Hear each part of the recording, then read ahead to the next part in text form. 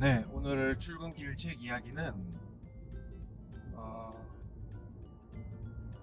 오늘은 진짜로 출근길 책 이야기가 됐습니다. 퇴근길이 아니라 보통 제가 아침에는 대부분 해롱해롱 하잖아요. 그래서 출근하면서 뭔가를 얘기하거나 이럴 정신 상태가 아닌 경우가 많은데 어, 오늘은 조금 책에 대해서 얘기를 해보려고 합니다.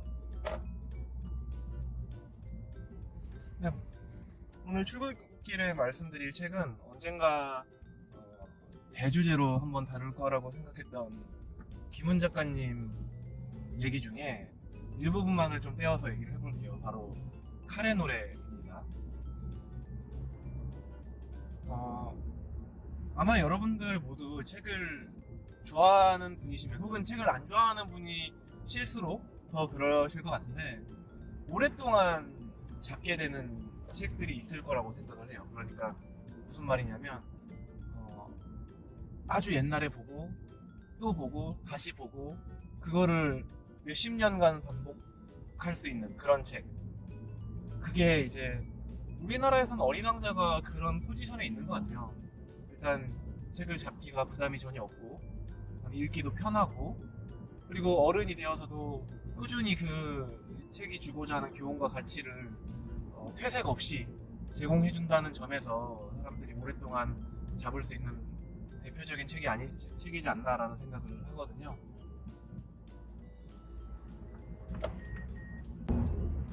저한테는 그런 포지션의 책이 칼의 노래입니다. 칼의 노래는 개인적으로 재밌는 책이기도 하지만 한국의 어떤 문학사에도 굉장히 큰 영향을 준 책이라고 저는 생각을 해요. 이게 적어도 20년 전에 나온 책이니까 제가 중학교 때 이 책을 보고 정말 큰 충격을 받았는데 지금 칼의 노래 지금 세대의 독자들이 칼의 노래를 읽었을 때의 느끼는 감각과 당시에 칼의 노래에 대해서 쏟아진 문단의 평론이라든지 대중들의 반응이 많이 다를 수도 있을 것 같아요.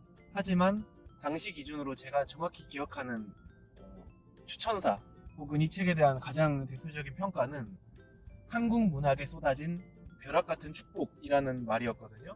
누군가의 라인을 타고 있지 않은 신인이 갑자기 막 압도적인 기량으로 이 시장을 제패해버리는 그런 상황이 발생을 해버린 거죠. 그게 김은 작가님의 칼의 노래였습니다. 일단 어떤 나라든지 위인이라는 게 존재하잖아요. 그리고 그 위인의 위용이 높을수록 창작물에서 계속 재창조되고 다시 탄생되고 각색되고 이런 과정을 거치는데 그거는 뭐 국가의 프로파간다일 수도 있지만 한편으로는 국가에 소속되어 있는 조직원들, 국민들이죠. 국민들의 입장에서 그 위인이 주는 가치관이라든지 교훈이라든지 이런 것들이 좀 영원이라고까지 말할 수 없지만 불멸의 위치에 있기 때문에 꾸준히 재창조되는 게 아닐까라고 생각을 합니다. 우리나라의 가장 그 재창조의 대표격으로 존중받는, 존경받는 위인 두 분이 바로 세종대왕과 이순신일 것 같은데요.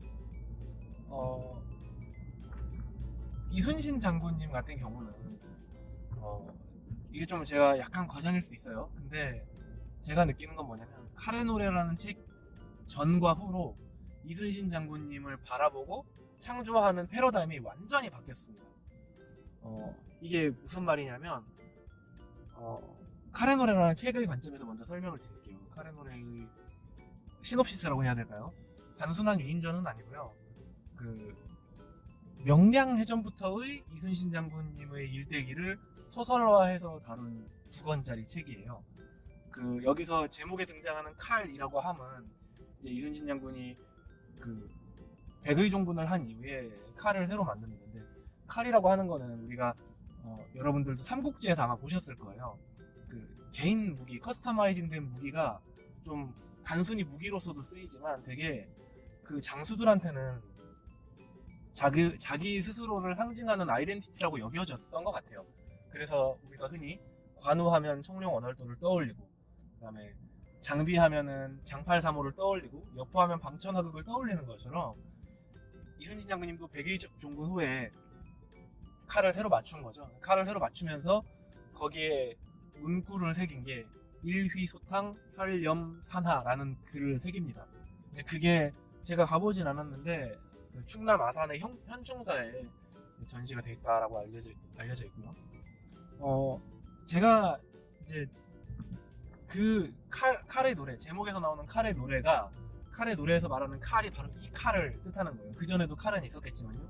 근데 이제 소설 자체에서는 칼이 운다라는 표현을 종종 쓰는데 굉장히 중이병스러운 표현이기도 하지만 한편으로는 많은 걸 담아낸 표현이에요. 그러니까 이순신 장군이 그 인생에서 가장 절망스러운 순간에서 적들을 맞아 싸우는 어떤 감각들을 칼에 빗대어 가지고 표현을 한 거죠.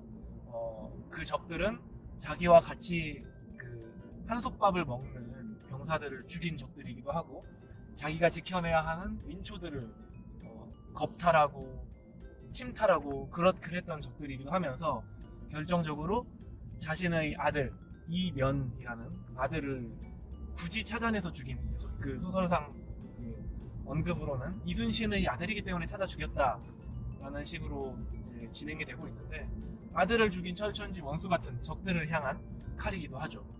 그 칼이 칼의 울음으로 표현을 했다가도 제목은 칼의 노래를 썼다라는 거. 근데 이렇게 볼 수 있어요. 우리가 이 임진왜란이라는 상황을 맞이하면서 칼, 그러니까 자기 자신을 빗댄 어떤 객체가 되겠죠. 칼이 운다라고만 표현할 수도 있지만 우리가 노래에는 항상 기쁜 노래만 있는 게 아니잖아요. 슬픈 노래도 있고 뭐 트로트도 있고 그렇단 말이죠. 그러니까 노래라는 말은 어떻게 보면은 우리가 룰루랄라 하는 노래만을 얘기하는 게 아니라 굉장히 다양한 감정을 칼이라는 곳에 담아가지고 날카롭게 표현을 하려고 의도한 책이다. 저는 이렇게 좀 봤고요. 그 소설의 얘기를 해드리면은 명량해전부터의 이순신 장군님을 소설화한 내용인데 그러다 보니까 이게 왜 보통 이순신 장군의 일대기 전체를 다룬데 왜 명량부터냐라고 하면은 이제 앞에서 잠깐 말씀드렸듯이 이순신의 일생에 그러니까 이순신이 아니라 장군의 어떤 명예에 아무 하등의 도움이 안 되는 시점부터의 장군의 삶을 다룬 부분이라는 거죠. 무슨 말이냐면은 만약에 이순신 장군의 임관 초창기부터 시작을 했더라면은 이순신은 사실 처음에 그 묵과 급제에 한번 낙방을 해서 재수한 케이스거든요. 이제 그런 이야기도 나오면서 이 어려움을 다 이겨내고 대단한 장군이 됐다라는 그 이야기가 성립이 우리가 흔히 알고 있는 그 군대 영화의 클리셰가 성립이 될 수 있는데 명량부터는 완전히 그게 거꾸로 가는 거예요. 왜냐면은 아시겠지만 이제 이순신 장군이 막 명량해전 때는 진짜 그냥 병사의 신분으로 내려갔다가 임금 입장에서 그 정도의 역량을 가진 그 다른 인재가 없기 때문에 마치 그 어쩔 수 없이 할 일 없이 직을 주는 것처럼 삼도수군 홍제사라는 직을 다시 주거든요. 그리고 면사첩을 내리죠. 면사는 이 칼의 노래에서는 그런 의미로 나와요. 너는 죄가 있는데 죽이진 않을게. 그러니까 되게 선조가 되게 옹졸한 임금인 거죠. 그 죄가 전혀 나오지도 않았는데 죄인 취급을 하고 거의 죽기 직전까지 고문과 이제 처벌을 한 후에 다시 전장으로 내려보내는데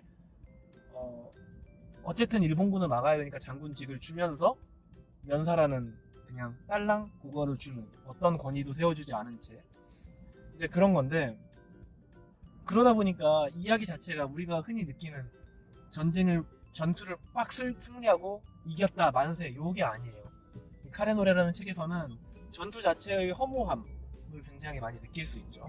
그러니까 승리에 대해서 뭔가 축하하거나 이런 거에 대한 감각이 들어가기도 전에 당장 생계 그러니까 여기가 지금 전시의 상황이니까 먹을 것도 부족하고 그다음에 다음 전투가 언제 있을지 모르니까 배도 수리해야 되는데 정부의 지원은 되게 적고 이런 상황이 계속 맞닥뜨리는 부분인데 그러다 보니까 김훈 작가님이 쓰고자 하는 전쟁과 전투의 무의미함 그리고 그 안에서 느껴지는 이순신 장군의 어떤 전쟁을 대하는 순수한 마음, 그런 거죠. 전쟁을 막 이겨가지고 내가 무슨 뭐 명예롭게 성공을 하거나 어떤 뭐 도지사가 되거나, 그러니까 도지사라고 하는 게 이제 삼도수군 통제사였기 때문에 그 자리를 그대로 뭐 유지하거나 이런 게 아니라 진짜 그냥 눈앞에 놓인 전투 하나하나를 살기 위해서 이겨내야 한다. 그러니까 내 옆에 있는 애들을 몰살시키지 않기 위해서는 어쨌든 이기긴 해야 된다. 지지 않아야 되기 때문에,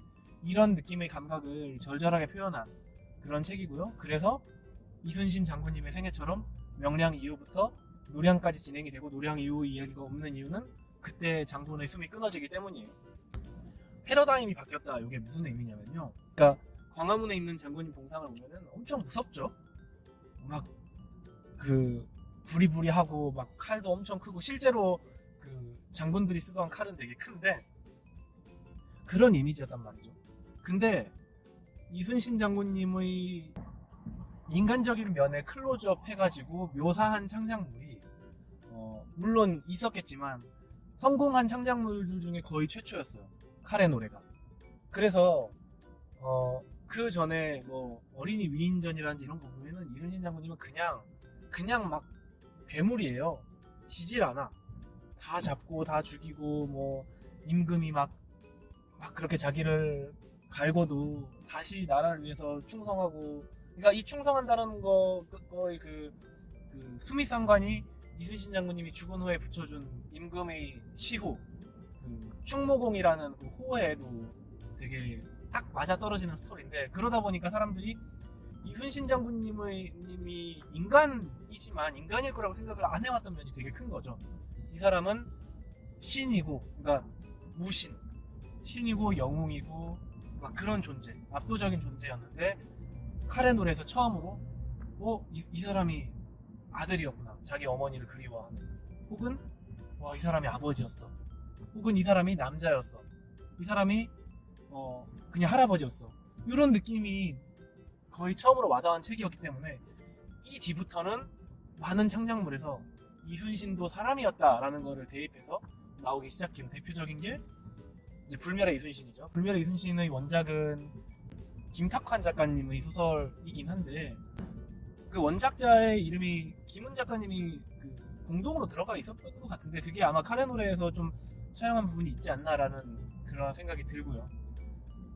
그리고 실제로 드라마도 불멸의 이순신이 100회짜리였던가로 기억을 하는데, 김명민 배우님이 고뇌하는 부분이 굉장히 많이 나옵니다.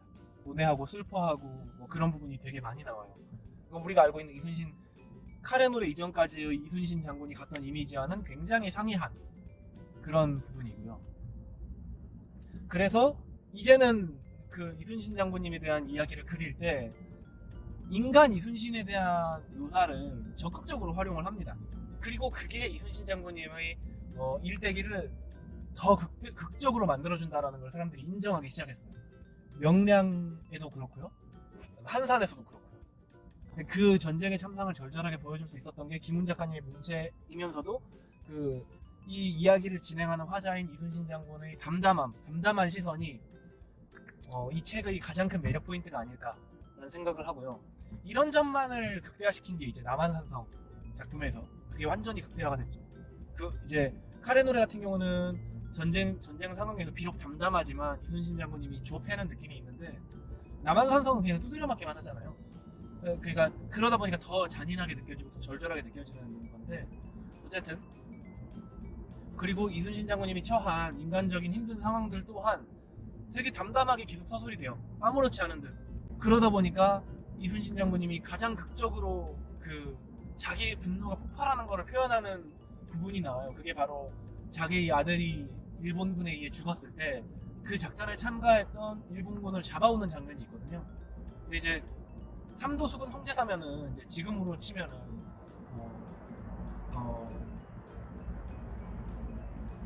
이군 작전사령부 장군 정도, 혹은 합참의장 겸 해군 참모총장 겸 이렇게 될 텐데, 그러니까 포스트한 거죠. 사실상 선조가 지휘권을 발동할 수 있는 역량이 없는 상태이기 때문에 우리나라 군 통수권자인 전시 상황의 최고 지도자라고 봐도 마땅한데, 그 일본군을 잡아와서 사형을 자기가 집행을 합니다. 이게 뭐냐면은 지금부터 이자를 주기겠다 이게 아니에요. 그냥 울분을 참으면서 돌아서려다가 자기가 직접 그 일본군을 베는 장면. 그러니까 막 너희 나쁜 놈, 내 아들의 원수 요런 게 아니에요. 그냥 획 베버리는 장면이 나오는데 저는 이 부분이 거의 카레노레라는 소설에서의 가장 절정인 부분이 아닐까. 그러니까 카레노레가 얘기하고 싶은 이순신 장군님의 인간성을 가장 극대화해서 보여준 부분이 아닐까라는 생각을 했습니다. 이제 그러면 카레노레가 가진 어떤 그 매력 포인트는 지금까지 두 가지를 설명을 했는데요. 바로 첫 번째로는 그 담담하게 진행되는 문체에서 느껴지는 전쟁의 잔혹함과 그 이순신의 절망적인 상황. 두 번째는 이순신 장군이라는 사람의 그 장군이라는 인물의 그 창작을 어떻게 바꿀 수 있는지 패러다임을 완전히 바꿔놓은 그런 첫 번째 작품으로서의 의미 이렇게 설명을 드렸고요. 그리고 이제 세 번째 매력 포인트는 그냥 그 이순신 장군님 자체에 있죠. 왜냐면은 서술 트릭이 바뀌었고 그다음에 이순신을 바라보는 그 카메라의 구도가 바뀌었지만 그렇다고 이순신 장군이 그 겪은 상황이 바뀐 건 아니거든요. 이순신 장군이 해낸 성과라든지 전공들은 그대로 남아있어요. 그러면 우리는 이순신 장군님을 언급한 다른 책들, 다른 위인전들, 다른 드라마들, 다른 이야기들과는 다른 방향에서 이순신 장군이 해낸 수많은 혁혁한 전공들을 어떻게 맛있게 맛볼 수 있을까? 이게 포인트가 된 거죠. 이제 그게 바로 이 세 개의 삼박자가 너무 잘 어우러졌기 때문에 이제 이 책이 그만큼 히트하지 않았을까라는 생각을 하고요. 그리고 이제 지금은 카레노레에 포커스가 맞춰져 있기 때문에 따로 뭐 깊게 언급을 드리진 않았지만 김훈 작가님 자체의 매력이 카레노레에서는 되게 극도로 발휘된 게 아닐까라는 생각도 합니다. 왜냐면은 김훈 작가님은 문장을 이렇게 막 엄청 길게 형이상학적으로 느려서 쓰는 타입의 작가가 아니세요. 엄청나게 차가운 글을 쓰는 작가님이시죠. 그리고 한자어를 되게 적극적으로 사용합니다. 이게 무슨 말이냐면은 한자 일색으로 글을 써서 자기의 지성을 드러낸다 이게 아니에요. 이동진 작가님의 기생충에 대한 한 줄 평이 명징하게 직조해낸 뭐 상승과 하강의 이런 식의 언급이 있는데 저는 그걸 보면서 한 줄 평은 이 맛이구나라는 생각을 했어요. 왜냐면은 이거를 만약에 한자어를 좀 쉬운 말로 풀어 쓴다면은 평이 되게 늘어지잖아요. 근데 한자어를 적재적소에 썼기 때문에 한 줄 평이라는 말의 리듬감이 살아났거든요. 그러니까 짧으면서도 너무 짧지 않고 길지만 너무 길지 않고 딱딱 단어들이 음절이 맞아 떨어지는 그런 느낌으로 갈 수 있었는데 김훈 작가님은 이제 많은 작가라든지 뭐 명사들이 인정을 하는 우리나라에서 가장 글을 잘 쓰는 작가, 글을 잘 쓰는 사람 중에 한 명이다라는 인정을 하는데 그게 저는 여기서 온다고 봅니다.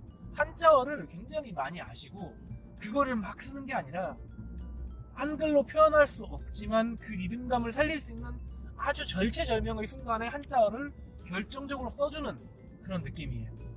그러다 보니까 그 단순히 그냥 어떤 한 인물에 대한 미화로 끝날 수도 있었을 법한 평범한 위인전으로 끝날 수도 있었을 법한 소설이 되게 맛있고 리듬감 있으면서도 절절한 그런 책으로 탈바꿈할 수 있었다고 생각을 하고요.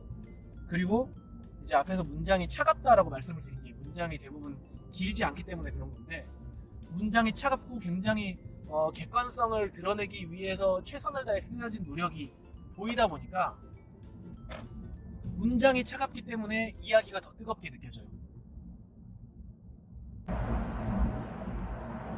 네, 그 이야기를 닫기 전에 그러면은 제가 재밌게 본, 그러니까 제가 인상 깊게 보고 이 부분은 정말 마음에 들었다라는 생각이 그 울림을 줬다. 계속 다시 보게 만드는 여러 장면 중에 하나다. 그러니까 뭐 영화 신세계로 치면 우리가 신세계의 스토리를 다 알면서도 계속 돌려보는 장면들이 있잖아요. 뭐 박성웅 배우님의 살려는 드릴게라든지 뭐 황정민 배우님이 뭐 어이 브라더 뭐 이런 부분들은 우리가 계속 이미 아는 부분인데도 그게 너무 맛있어서 다시 보게 되잖아요. 그런 장면들을 몇 개 꼽으면서 마무리를 하려고 합니다. 먼저 김훈 작가님의 카레 노래는 첫 문장이 굉장히 유명해요. 우리가 흔히 알다시피 세계 명작들은 첫 문장으로 끝을 본 작품들이 되게 많죠. 김훈 작가님의 카레 노래 첫 문장, 버려진 섬마다 꽃이 피었다. 여기서 김훈 작가님이 어느 방송에 나와서 언급하시기로는 꽃이 피었다라고 쓸지 꽃은 피었다라고 쓸지를 굉장히 고민하셨다고 해요. 근데 꽃이 피었다라고 쓴 게 김훈 작가님이 카레 노래를 언급한 어떤 카레 노래라는 이야기를 진행함에 있어서 알파이자 오메가가 아닐까. 그러니까 꽃은이라고 쓰면은 작가의 감정이 대입된 건데 꽃이 피었다는 사실만을 언급한 문장이거든요. 그러니까 꽃은 피었다라는 건 이미 그 문장 자체에서 이 상황이 지금 이 김훈 작가님 비록 첫 문장밖에 쓰지 않았지만 뒤에 이어질 2권짜리 분량의 장편 소설의 상황이 굉장히 암담하다라는 거를 이미 깔고 가는데 버려진 섬마다 꽃이 피었다라고 씀으로써 그런 걸 완전히 배제시켜버린 거예요. 그냥 나는 사실만을 언급하는 것처럼 쓸 거야. 굉장히 이성적으로 쓸 거야. 차가운 글이야. 라는 어떤 느낌을 줘버리는 거죠. 그게 포인트 첫 번째고요. 두 번째는 이제 여진이라는 등장인물과의 관계입니다. 그것 때문에 좀 뭐 정치인들끼리 막 얘기하기도 했었어요. 뭐 이순신 장군님이 여종과 성관계를 했니 많이. 근데 그게 사실 그거에 초점을 맞춰가지고 뭔가 카레 노래에 대해서 얘기를 한다는 것 자체가 카레 노래를 제대로 이해하지 못했다라는 어떤 근거가 되죠. 요 부분은 뭐냐면은 이순신 장군님도 뭐 성욕을 느끼는 어떤 남자다 이런 게 아니라 사랑을 갈구할 그러니까 사랑이라는 건 인간의 가장 어떤 밑바닥의 감정인데 밑바닥이라는 게 어떤 부정적인 의미가 아니라요. 기본적인 감정인 거죠. 근데 이제 그거를 언급할 수 있는 부분이 전혀 없는 절망적인 상황인데 벼랑 끝의 외로움을 굉장히 절절하게 보여줄 수 있는 매개체로서 여진이 역할을 했고요. 그리고 그 여진의 어떤 스토리 진행에서 여진이라는 인물이 어떻게 되는지에 따라서 또 이순신 장군님이 느끼는 감정, 서술 이런 거가 굉장히 하나의 재미 포인트로 느껴질 수 있겠습니다. 또 아까 잠깐 설명을 드렸지만 자기 가족을 대하는 이순신 장군님의 그 참담한 심정 그런 것들이 이제 또 세 번째 매력 포인트가 될 것 같아요. 자기의 아들이 죽을 때의 그 감정 그리고 꿈에서 아들이 나왔을 때의 표현 방식 이런 것들은 정말 우리가 이순신 장군님이라는 것을 배제하고 한 명의 아버지로서 관찰한다면은 정말 마음 아픈 장면이거든요. 그리고 네 번째는 그 임금 국가에 대해서 이순신이 갖는 어떤 이중적인 느낌 이중적이라는 게 어떤 딴 맘을 먹고 있다 이게 아니라 자기는 책임을 가진 사람이니까 나라에서 시킨 거를 해야 되긴 하지만 한 명의 인간으로서 자기를 무고한 자기를 벌한 상사에 대해서 가질 수밖에 없는 어떤 인간 원초적인 미움에 대한 감정 이런 것들이 있을 것 같고요. 그리고 마지막 다섯 번째는 1인칭 주인공 시점에서 진행되는 소설이 그 1인칭이 마지막에 생을 마칠 때 어떻게 서술되는지 이게 마지막 재미 포인트일 것 같습니다. 이렇게 오늘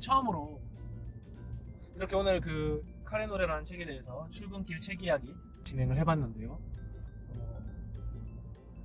김훈 작가님이라는 작가의 초점을 맞춰가지고 좀 더 나중에 풍성한 얘기를 좀 해보고 싶어요. 그러니까 뭐 생각하고 있는 제목은 김훈 후벼파기 뭐 이런 느낌이 될 것 같은데 오늘은 카레 노래 얘기였으니까 이 정도로 이야기를 마무리하는 걸로 하겠습니다. 그러면 저는 다음번에 또 다른 재밌는 책 혹은 이야기들, 창작물들에 대한 주제로 돌아오도록 하겠습니다. 감사합니다.